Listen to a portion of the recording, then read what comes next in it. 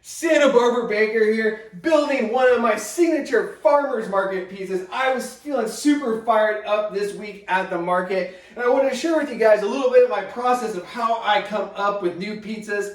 I have my naturally fermented dough all stretched out. I'm adding some fresh mozzarella to the base. It's going to be a white pie tonight. I have, a generous amount of mozzarella. I feel like when you're going with the white pies, you want to go pretty big on the cheese since there's not a sauce per se on this one. That's looking pretty good. So what has me fired up? The most important stuff here, going into summer here, there's a lot of fun produce showing up. And one of the ones I saw this week was these heirloom cherries. They are coming out of Visalia, so not Santa Barbara proper, but not too far. Really nice here, an heirloom variety. So they're a little bit softer, not something you're going to see in your classic grocery store, supermarket. This is the stuff you want to score at the farmer's market. I'm adding these cherries. I've pitted them and just kind of sliced it in half here. I don't know if you guys can see them. They're super bomb. Sweet, tart, definitely not overly sweet. I think these are going to be super fun on a pizza. And if not, we'll just move on to the next pie. That's how it goes sometimes. But I have to say, a vision of this pie, which I'm hitting at now, I guess I can move on to the next topping. I'm going to pair these cherries with some radicchio. That's kind of a classic pairing, radicchio and cherries. Sometimes you see it like a cherry grass streak, some grilled radicchio. That sounds pretty bomb. You could probably make a pizza just like that. But I just have the cherries raw here, or I'm going to do the radicchio raw. We're going big here. I'll probably put too much cherries. If you're feeling on the little more refined side, maybe not go as big. But for this 1.0 version, we're keeping it really simple. Fresh mozz, the cherries haven't pitted, and the radicchio. This radicchio is looking so heady. Firemost for sure at the market. We have great greens here, and go big on this. I got almost a whole head here. I don't think I'm going to use the whole thing. I bet, if you packed it down, what do you think? Maybe a cup or something here it's going to be about a 14-inch pizza. I typically use around a 350 gram dough ball for that. My dough recipe's up on SantaBarbaraBaker.com. So this is looking pretty good. It looks crazy though when you do these raw greens like this, but don't trip. Man, it'll all cook down in the oven. This is looking really bomb. All right, what do we want to do here? Also got some parm, but let's hit it. I'm going to hit it with a little bit of the drizz of the oil here, just to get something to weight this leaves down a little bit so it doesn't bounce off when we load it into our Ooni Koda 16 heating up outside. Gonna hit it with the Parmigiano Reggiano. I got this grated up. A nice little dusting here. And always, you're putting unseasoned greens onto the pizza. You gotta make sure you hit it with some salt. We like our food seasoned here at Santa Barbara Baker. A nice little bit of salt. And hey, why not some pepper too?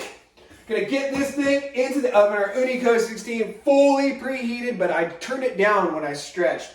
Gonna load this thing up, fire it, and also some chive chopped up. We'll finish it off with that. I'm debating maybe the balsamic drizzle. We'll see how it bakes up. I'm gonna get this thing loaded. We'll meet you at the oven. It's pizza time. Loading up the radicchio and cherry pizza here into the Ooni Koda 16. Sliding it off gently in the oven. We have this thing full preheat. That's what I always recommend. Have my tools falling over the background. It happens sometimes.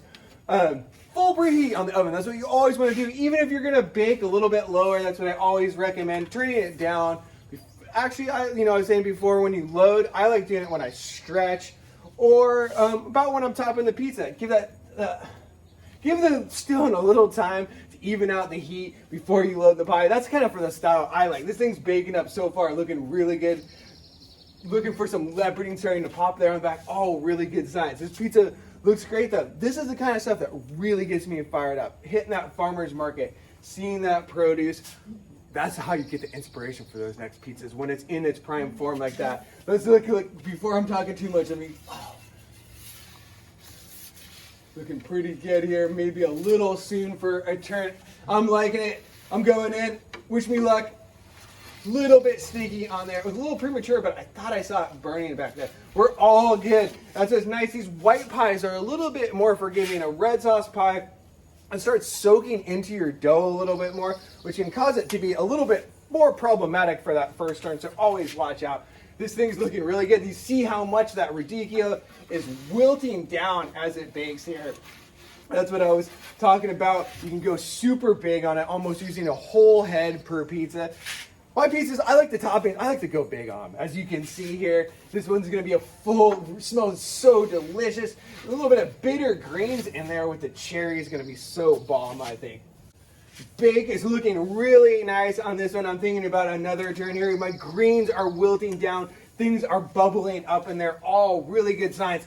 This is the same day dough, meaning I mixed it this morning off of a starter I made last night. Coloring's looking really nice.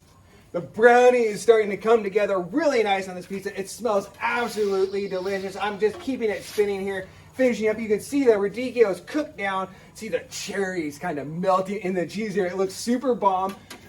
I would say this is 1.0, but I have a feeling the combination of flavors here is definitely putting us on the road for pizza success, I think. Crust brownie it really nice. I like the look of this on a first day of the fermentation here. Made that starter last night, but mixed the dough up this morning. So I call this day one. Let's peep the bottom here. Oh, it's looking really nice. I think this thing is almost done here. Maybe looking a little light there in some spots. So we'll finish it up maybe a few more turns here. At this point, I like that you can kind of keep the pizza moving a little bit quicker here. Once you get the hang of your turning peel here, check out my turning peel video for more on that. But this thing is looking really nice. I just see some little pale spots here. We'll let that finish up, being careful not to burn it though. On the home stretch. Smells so delicious. We'll finish it off with some chives. I'm into it. High hopes on this one. Man, should I pull it? I think it's looking pretty good here. I can feel it pulling up too. You can see how that crust is not a big stack. Let's get it out of the oven and take a look. Look at that thing. Beautiful. The perps on there. The cherries kind of melted in the radicchio. This is a beautiful pie. I'm into it. Onto the rack. We'll let it hang out for about 20 seconds. Hit it with those chives. Slice it up. Take it for a taste. It's pizza time. Farmers Market pizza looking absolutely gorgeous. Overall, I'm really into this one. For a 1.0, I'm stoked. The bake looks really nice on this one. I love the browning here.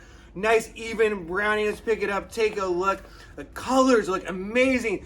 The cherries cooked down almost like a purple color in there. The radicchio all baked down.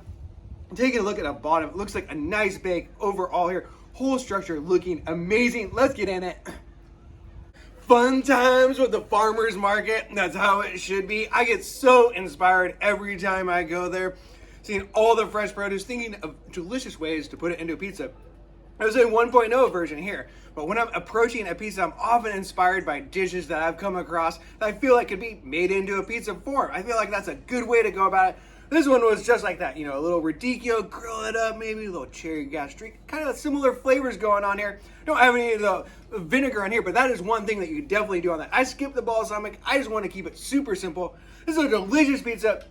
I'm going to throw it up on the blog. Tell me what you think. What would you change up? I think maybe a little Gorgonzola in here for a 2.0. You could definitely work with this one a little bit. The sweetness of the cherries coming through, the bitterness of that radicchio. Don't forget the little homegrown heady OG chives to finish on an amazing batch of sourdough. Check out the recipe up on SantaBarbaraBakery.com. That's where all my pizza recipes are. I'm on Instagram at SantaBarbaraBaker. Give me a follow on there. I love you all. Keep baking pizza, dreaming pizza. One love.